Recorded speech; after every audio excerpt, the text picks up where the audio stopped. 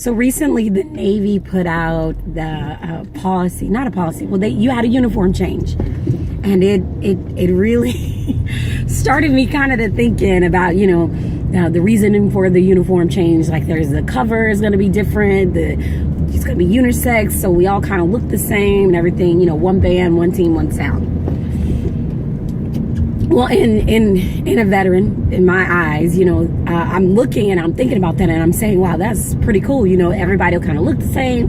Won't have to worry. And plus, those combination covers are hella expensive. So I buy a Dixie cup over a combination cover any day. Any day. But it then also kind of got me starting thinking about this stripping uniqueness and things like that, and our differences, and how as a lady or woman in the military, you are different, and it's okay to embrace those differences. It kind of reminded me back to working my last duty station, working down in Corey Station, and there. A male heavy, obviously, most places you go is probably male heavy. Male dominant sort of command. Not a lot of women of color either, until UITs came along. But being different kind of got, under my leadership, kind of got me pushed to the side on some things. It's really hard to be a part of the good old boys club when you don't have the right equipment down there, right? Like you don't have the right equipment. So I can't do that. So what I learned was really playing to my new uniqueness. And at one point I started wearing my skirt. And for those of you guys, or women, those of you guys who are in the Navy, know those skirts are hideous. They are ugly. They're terrible, right? They are just, okay, they're Aunt Jemima skirts. And the girl was like, why are you wearing the skirt? It's just so ugly. I was like, I know, but I'm a fucking lady. So I'm going to wear this skirt because it makes me different. And the skirt transitioned to wearing the heels and wearing the highest of the heels that I could wear within regulation. And it was like, well, what the heck?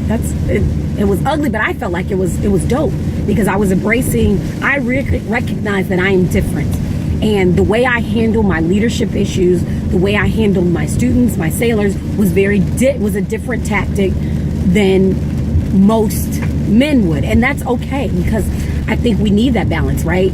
As our kids and just like children in the world, they need that different balance. Different types of leadership breeds a better person. It makes these people, these sailors and these people that we're building, more adaptable as they kind of move on in their career. But it did something so different. So other girls started wearing their skirts. We started a women's discussion group, and it was like girl power all the way. Chicks are rocking it. We're going to be top whatever in the eval rankings. We're going to do this.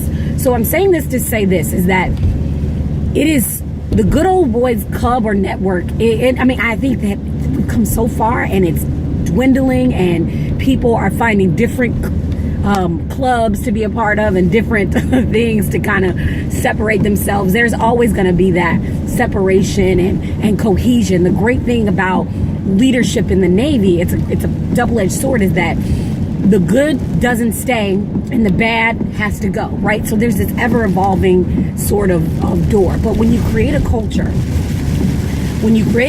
and I'm saying this to LadyVets because when you guys come together, and if you haven't experienced the Women's Symposium, I so encourage you to do that. And I know they've shifted how they do it on different coasts, and it's not, things aren't paid for, but plan ahead and maybe even start your own Women's Sea Service leaders SSLA chapter, right?